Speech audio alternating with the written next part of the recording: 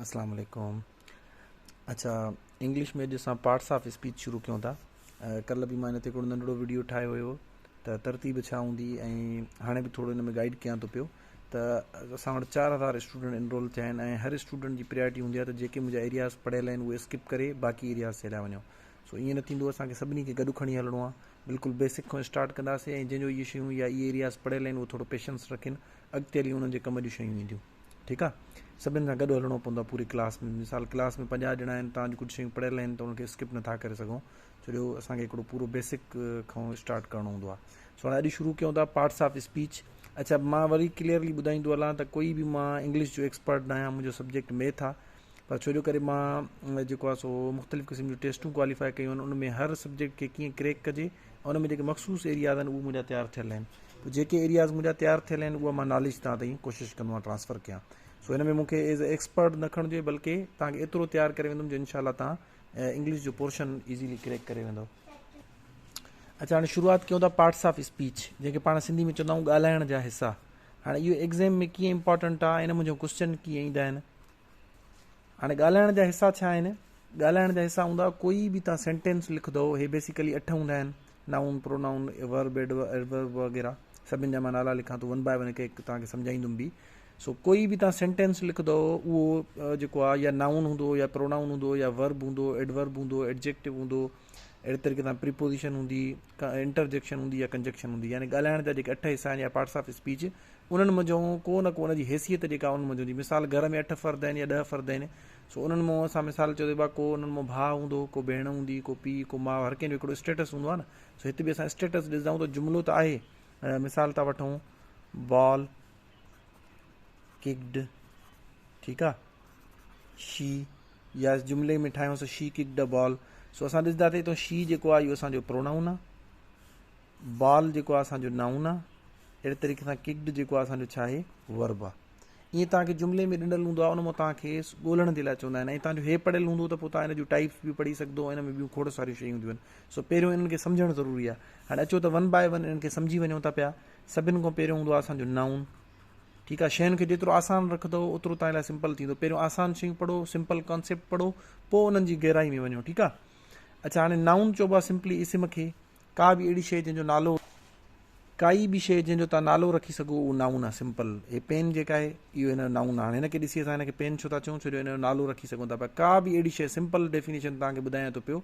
Definition कॾहिं बि तव्हांखां पेपर में न पुछंदा आहिनि। सो हिननि पेपरनि में जेके जॉब जे लाइ हूंदियूं आहिनि, हिन में तव्हां डेफिनेशन यादि न करे वञो त प्रीपोजिशन जी डेफिनेशन छा आहे, नाउन छा आहे, नाउन जी डेफिनेशन, प्रोनाउन जी न। सिर्फ़ु तव्हांखे कॉन्सेप्ट सम्झियल हुजे। का बि अहिड़ी शइ जंहिंजो तव्हां नालो ॾेई सघो, ज़रूरी न आहे त उहा नज़र अचे। जीअं असां चवंदा आहियूं सखावत, हे नज़र नथी अचे, पर इहो छा आहे, नाउन आहे, छो जो असां हिनखे नालो ॾेई सघूं था पिया। अमीरी, हाणे अमीरी, फ़क़ीरी, ग़रीबी, गर्मी, रोशनी, ठीकु आहे, इहे सभु छा आहिनि, इन सभिनि खे असां नालो ॾेई सघूं था पिया। हालांकि नज़र नथियूं अचनि ऐं असां इन्हनि खे जेको आहे सो ॾिसी नथा सघूं, उन जे बावजूदि असां हिन जो नालो ॾिनो आहे। जंहिं शइ खे तव्हां नालो ॾेई सघंदो उहो इस्म आहे। ठीकु आहे। पोइ हिन में फर्दर इस्म आम ऐं इस्म ख़ासि हूंदो आहे, उनखे पाण बाद में डिस्कस कंदासीं। होपफुली तव्हांखे इस्म सम्झ में अची वेंदो। दुनिया जी का बि शइ जंहिंखे तव्हां नालो ॾेई सघो, चाहे उहा नज़र अचे या न अचे। ॿिए नंबर ते हूंदो आहे प्रोनाउन। ठीकु आहे। हाणे प्रोनाउन जो जेकॾहिं तव्हां लेक्चर मुंहिंजो डेमो बि मोकिलियो हुयुमि, ॾिसी बि आया हूंदव, ऐं जे न ॾिठो अथव त उहो तव्हांखे तरतीब सां आराम सां मिली वेंदो। हाणे प्रोनाउन खे सिंधी में चइबो आहे ज़मीर। हाणे ज़मीर उहो हूंदो आहे जिते असां इस्म खे कटे, नाउन खे कटे, उन जी जॻह ते जेको लफ़्ज़ इस्तेमालु कयूं। ठीकु आहे। जीअं मिसाल था वठूं, पहिरियों बि मां एग्ज़ाम्पल ॾेई आयो आहियां त जेकॾहिं कंहिंखां पुछियो थो वञे ॿार खां त बाबा केरु क्रिकेट खेॾे थो, त उहो बजाए हिन जो 11 नाला ॻणाए या 22 नाला ॻणाए, उहो सिंपल चवंदो उहे क्रिकेट खेॾी रहिया आहिनि, दे आर प्लेइंग क्रिकेट। ठीकु आहे। हाणे जेकॾहिं दे लफ़्ज़ इस्तेमालु न करे हा, त इन जी जॻह ते हिनखे जेके बि जंहिंजी ॻाल्हि हले थी, 10, 11, 12 ॼणा, अहमद, अमजद, असलम, कलीम, सलीम वग़ैरह, उन सभिनि जा नाला लिखणा पवंदा। पर उन सभु, इहे सभु नाउन आहिनि न, अहमद, असलम, कलीम, जमील वग़ैरह, इहे सभु छा आहिनि, नाउन। हाणे उन नाउन खे असां कटे करे उन जी जॻह ते हिकिड़ो लफ़्ज़ खणी आयासीं, सिर्फ़ु छा, दे आर प्लेइंग क्रिकेट। ठीकु आहे। सो इहो लफ़्ज़ छा थी वेंदो, ज़मीर थी वेंदो, छो जो हे इस्म खे कटे उन जे बदिरां कमु आयो आहे। ठीकु थी वियो। हाणे क़ाइदे आज़म मोहम्मद अली जिन्ना जे लाइ को बि असां सेंटेंस जेको आहे एसे लिखूं था पिया, उते क़ाइदे आज़म जे बारे में असां कुझु बि लिखियोसीं, पहिरें जुमिले में अची वियो। हाणे अॻिते बार बार क़ाइदे आज़म मोहम्मद अली जिन्ना, सिर्फ़ु सिंपली इन जी जॻह ते लिखंदासीं ही। हाणे ही जो मतिलबु आहे इहो कंहिंखे रिप्रेज़ेंट करे थो, क़ाइदे आज़म खे। हाणे क़ाइदे आज़म त थी वियो नाउन, ऐं ही छा थी वियो, छो जो हिन जी जॻह ते कमु अचे थो, इस्म जे बदिरां कमु अचे थो पियो, त इनखे पाण छा चवंदासीं, प्रोनाउन। अहिड़ा लफ़्ज़ जेके इस्म जे बदिरां कमु अचनि, उन्हनि खे पाण छा चवंदा आहियूं, प्रोनाउन चवंदा आहियूं। होपफुली तव्हांजो कॉन्सेप्ट क्लियर थी वेंदो त जिथे बि इस्म कटिजी वेंदो उन जी जॻह ते जेको लफ़्ज़ इस्तेमालु थींदो उहो छा आहे, असांजो प्रोनाउन आहे। अच्छा, उनखां पोइ आहे वर्ब। हाणे वर्ब जो मतिलबु हूंदो आहे कमु, ठीकु आहे। जुमिलो ज़हन में रखो, वर्ब खां सवाइ नथो ठही सघे। जुमिले में जेकॾहिं 3 लफ़्ज़ हूंदा चवंदा त हिन में वर्ब लाज़मी हूंदो, 2 लफ़्ज़ हूंदा चवंदा त हिन में हिकिड़ो वर्ब हूंदो, हिकिड़ो ॿियो कोई बि पार्ट्स ऑफ स्पीच में थी सघे थो पियो। जेकॾहिं सिर्फ़ु हिकिड़ो लफ़्ज़ हूंदो त उहो असां चवंदासीं इहो कंफर्म छा आहे, वर्ब आहे। जीअं सिंधी में चवंदा आहियूं उथ, वेह। हाणे मुंहिंजे ख़्याल में जेके PhD DST में टेस्ट थी उन्हनि में बि कुझु हिन टाइप जो आयो हुयो त जेको आहे हिकु जुमिले वारा सेंटेंस कहिड़ा हूंदा आहिनि या थी सघनि था या नथा थी सघनि, ठीकु आहे। सो जेकॾहिं हिकिड़ो लफ़्ज़ हूंदो, एक्सप्रेशन खणी अचूंसि, जेकॾहिं बिलफर्ज़ हिन में कंट्राडिक्शन हुजे त एक्सप्रेशन चइबो आहे। जेकॾहिं सेंटेंस न हुजे, सिर्फ़ु का शइ ॿुधायल हुजे, त इहो हिकिड़ो लफ़्ज़ हूंदो त असां चवंदासीं इहो छा आहे, वर्ब। वर्ब खां सवाइ सेंटेंस कंस्ट्रक्ट नथो थी सघे, ठीकु आहे।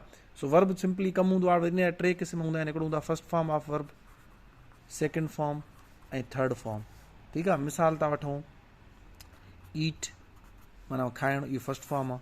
इन जो सेकेंड फॉर्म थींदो एट, थर्ड फॉर्म थींदो ईटिन।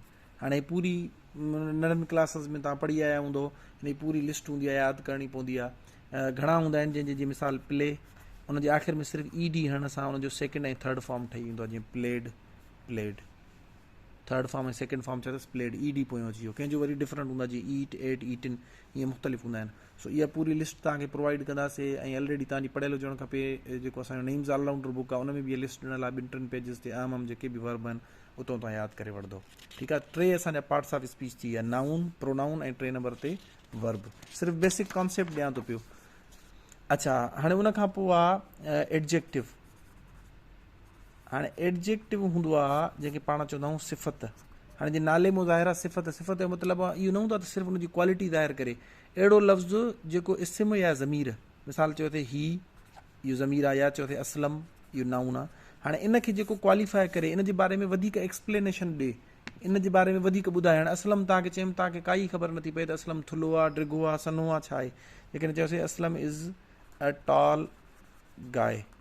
हाणे हितां तव्हांखे कहिड़े लफ़्ज़ मां ख़बर पई असलम जी क्वालिफिकेशन या उनजी क्वालिटी या उनजे बारे में वधीक इंफॉर्मेशन किथां मिली, हिन लफ़्ज़ मां मिली।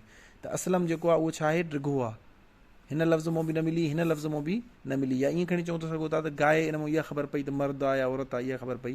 जेका हुनजी क्वालिफिकेशन या हुनजी उन जे बारे में डिटेल ख़बर पई, उहा हिन लफ़्ज़ मां ख़बर पई। इन करे असां चवंदासीं हिन जो छा आहे, एडजेक्टिव आहे, ठीकु आहे।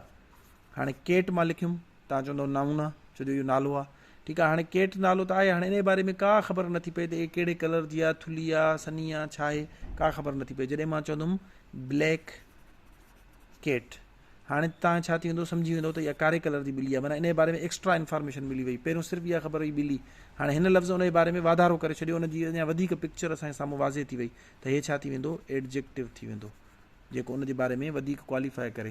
अहिड़ा लफ़्ज़ जेके इस्म या ज़मीर जी सिफ़त, गुण अवगुण, सिफ़त जो मतिलबु इहो न हूंदो हमेशह उनजी क्वालिटी ज़ाहिर कनि, उनजी बैड हैबिट बि ज़ाहिर करे सघनि था पिया, ठीकु आहे। मिसाल था वठूं अहमद। हाणे अहमद त अची वियो, तव्हांखे काई ख़बर नथी पए हिन जे बारे में छा आहे। अहमद कंजूस आहे, ठीकु आहे। हाणे इतां तव्हांखे हे लफ़्ज़ जेको कंजूस आहे, इहो अहमद जे बारे में वधीक डिटेल ॿुधाए थो पियो। सो इन करे हे हिन जी छा थी वेंदी, सिफ़त थी वेंदी। हालांकि इहो आहे त हिन जो अवगुण या इन जो ईअं खणी चओ त डीमेरिट, डिसएडवांटेज, इन जो नुक़्स ॿुधाए थो पियो, पर काई बि शइ उनखे क्वालिफाए करे, क्वालिफाए में मुराद हूंदी आहे उन जे बारे में वधीक डिटेल ॿुधाए, नाउन जे बारे में या वरी इस्म जे ज़मीर जे बारे में, ठीकु आहे। हाणे अहमद कटे असां हिते ही बि लिखी सघूं पिया, इंग्लिश में या सिंधी में ही लिखंदासीं, ही कंजूस आहे, ही माना कंहिंजी ॻाल्हि हले थी, अहमद जी। उन जे बारे में हे लफ़्ज़ उनखे वधीक क्वालिफाए करे थो, उनजी वधीक एक्सप्लेनेशन ॾिए थो, इन करे पाण हिनखे छा चवंदासीं, एडजेक्टिव। सो असां 4 पढ़ी वरितासीं। हाणे एडजेक्टिव में फर्दर इन जूं 3 जेको आहे सो कैटेगरीज़ हूंदियूं आहिनि या इन जूं डिग्रीज़ हूंदियूं आहिनि। पहिरीं हूंदी आहे पॉज़िटिव, ॿी हूंदी आहे कंपेरेटिव, ऐं टी हूंदी आहे सुपरलेटिव, ठीकु आहे। पॉज़िटिव, कंपेरेटिव ऐं सुपरलेटिव। हाणे पॉज़िटिव डिग्री हूंदी आहे जॾहिं हिकिड़े ॼणे जे बारे में ॿुधाइणो हुजे, Ahmed is a tall guy, she is rich, ठीकु आहे, शी इज़ रिच, ठीकु आहे। हाणे हिते असांजी पॉज़िटिव डिग्री इस्तेमालु थी, जॾहिं हिकिड़े ॼणे जी ॻाल्हि हले, हिते मां लिखी छॾियां थो हिकु, हे 2, हिते घणा, सिंपल रूल यादि रखी छॾियो। जॾहिं 2 ॼणनि जी ॻाल्हि हलंदी त असांजी कंपेरेटिव डिग्री इस्तेमालु थींदी, लफ़्ज़ मां ई ज़ाहिर कंपेरिज़न थियल आहे 2 ॼणनि जी। जीअं मिसाल चऊं था अहमद ऐं असलम जा, अहमद डिघो आहे, जी मिसाल चवंदासीं अहमद इज़, हाणे टॉल न थींदो, मिसाल हिते जेकॾहिं हुयो शी इज़ रिच या शी इज़ टॉल, इन जो ई खणो था पिया, त हाणे अहमद इज़ टॉलर थींदो, टॉल लफ़्ज़ न थींदो, छो जो ॿिनि जो कंपेरिज़न हले थो। अहमद जो कंहिंसां कंपेरिज़न कयूं था, Ahmed is taller than Salim. हाणे ॾिसो जीअं मां चयुमि त ॿिनि ॼणनि जो कंपेरिज़न हले थो, त अहमद ऐं सलीम मंझो केरु डिघो आहे, त हिते टॉल लफ़्ज़ इस्तेमालु न थींदो। जॾहिं बि ॿिनि ॼणनि जो कंपेरिज़न ईंदो, ॿिनि ॼणनि जी ॻाल्हि हलंदी, त पोइ उते जेका सिफ़त इस्तेमालु थींदी उहा सेकेंड डिग्री वारी यानी कि कंपेरेटिव डिग्री वारी इस्तेमालु थींदी। हाणे हिन जी डिग्री छा आहे, टॉल, टॉलर, टॉलेस्ट, ठीकु आहे, फास्ट, फास्टर, फास्टेस्ट, ठीकु आहे। अहिड़े तरीक़े सां ब्यूटीफुल, हिते वरी थींदो मोर ब्यूटीफुल, ऐं हिते थींदो मोस्ट ब्यूटीफुल, ठीकु आहे। उमूमन सभु न 100% न, उमूमन ई आर यानी कंपेरेटिव डिग्री में ई आर हणंदा आहियो त तव्हांजी कंपेरेटिव डिग्री ठही वेंदी आहे, ऐं सुपरलेटिव डिग्री में ई एस टी हणंदा आहियो त तव्हांजी थर्ड डिग्री या सुपरलेटिव डिग्री ठही वेंदी आहे। यानी हिन साॻे में ई आर हणंदो तव्हांजी हे डिग्री ठही वेंदी, ई एस टी हणंदो हे ठही वेंदो। ॿी वरी हिन जी कैटेगरी हूंदी आहे जंहिंमें मोर ऐं मोस्ट हणण सां तव्हांजी सेकेंड डिग्री यानी कि कंपेरेटिव डिग्री ऐं सुपरलेटिव डिग्री ठहंदी आहे।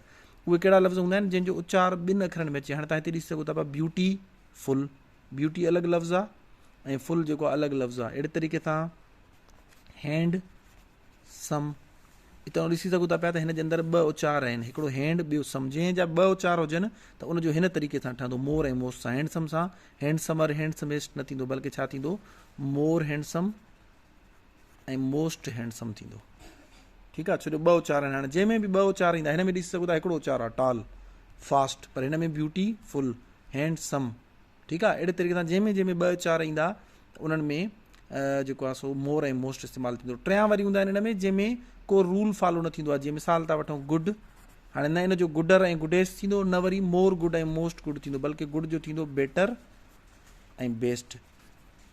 इहे 30, 40, 50 जेके आहिनि उमूमन पेपरनि में पुछिया वेंदा आहिनि, जेके एबनॉर्मल हूंदा आहिनि या उन्हनि जो को रूल न हूंदो आहे, उहे यादि करे छॾियो। उन्हनि जी लिस्ट बि मुंहिंजे ख़्याल में नईम्स ऑलराउंडर बुक में ॾिनल अथव, न त नेट तो तव्हांखे मिली वेंदी, न त मां पूरी हिकिड़ी लिस्ट कढी करे तव्हां ॾे अॼु इंशाल्लाह ग्रुप में मोकिले छॾियां थो। सो होपफुली तव्हांखे एडजेक्टिव सम्झ में अची वेंदो। अच्छा, हिन ते अचूं था पिया, हिकिड़े जी ॻाल्हि हलंदी त पहिरीं डिग्री इस्तेमालु कंदासीं पॉज़िटिव, ठीकु आहे। जीअं मिसाल चवंदासीं रोज़, छा चइबो आहे जेको गुलाब जो गुल हूंदो आहे, मुंहिंजे ख़्याल में रोज़ चइबो आहे। चलो फ़िलहाल जैस्मिन वठूंसि था पिया, जैस्मिन इज़ ब्यूटीफुल फ्लावर, ठीकु आहे। हाणे जेकॾहिं जैस्मिन ऐं रोज़ जो कंपेरिज़न हलंदो त असां चवंदासीं रोज़, हाणे हिते ब्यूटीफुल न चवंदासीं छो जो ॿिनि जी भेट थिए थी न, चवंदासीं more beautiful, rose is more beautiful than jasmine, ठीकु आहे। अच्छा, थर्ड डिग्री कॾहिं लॻंदी आहे, जॾहिं सभिनि मंझो, जीअं क्लास मंझो हिकिड़े ॼणे जी ॻाल्हि कंदा चवंदासीं Ahmed is a brilliant student, पर जेकॾहिं अहमद खे असलम सां कंपेयर करणो हूंदो त असां चवंदासीं अहमद इज़ मोर ब्रिलियंट देन असलम। ॿिनि ॼणनि जी ॻाल्हि हूंदी, पोइ असां वरी मोर ब्रिलियंट हणंदासीं, कंपेरेटिव डिग्री। हाणे जेकॾहिं पूरी क्लास मां अहमद खे सुपीरियर ॾेखारिणो आहे, जीअं नाले मुज़ाहिरा सुपरलेटिव डिग्री, सभिनि मां बहितरीनु, सभिनि मां मुमताज़, सभिनि मां आला, सभिनि मां माना जेका पूरी हिकिड़ी जेको आहे कैटेगरी हूंदी। जीअं क्लास जी ॻाल्हि हले थी पई, 40 ॼणा आहिनि, उन मंझि असां चवंदा अहमद जेको आहे सभिनि मां सुपीरियर आहे। हाणे सॼी क्लास सां कंपेरिज़न हले थो त हिते सुपरलेटिव डिग्री इस्तेमालु कंदासीं, चवंदासीं Ahmed is the most brilliant student in the class, ठीकु आहे। हाणे जीअं अहमद सभिनि मां वधीक पूरे क्लास में डिघो में डिघो आहे, त हाणे न टॉल लफ़्ज़ इस्तेमालु कंदासीं, न टॉलर इस्तेमालु कंदासीं, छा इस्तेमालु कंदासीं, टॉलेस्ट इस्तेमालु कंदासीं। Ahmed is the tallest boy in the classroom, ठीकु आहे। सो होपफुली तव्हांखे रूल सम्झ में अची वेंदो। 4 असां कवर करे वरिता आहिनि, नाउन, प्रोनाउन, वर्ब ऐं एडजेक्टिव। 4 शयूं कवर कयूं आहिनि जंहिंजी बिल्कुलु बेसिक यानी कि उन्हनि जूं टाइप्स न पढ़ियूं आहिनि, सिर्फ़ु तव्हांजो कॉन्सेप्ट क्लियर कराए पियो। 4 वरी ॿियूं जेके रहिजी वियूं यानी कि एडवर्ब ऐं उनखां पोइ प्रीपोजिशन, इंटरजेक्शन ऐं कंजक्शन। पहिरियों इन्हनि जूं जेको आहे सो बेसिक डेफिनेशन ऐं ॿिन्हिनि जो कॉन्सेप्ट क्लियर कंदासीं, पोइ उन्हनि जूं टाइप्स ॾिसंदासीं ऐं उनखां पोइ ॾिसंदासीं त एग्ज़ाम में कहिड़े क़िस्म जा क्वेश्चन ईंदा आहिनि। Thank you so much.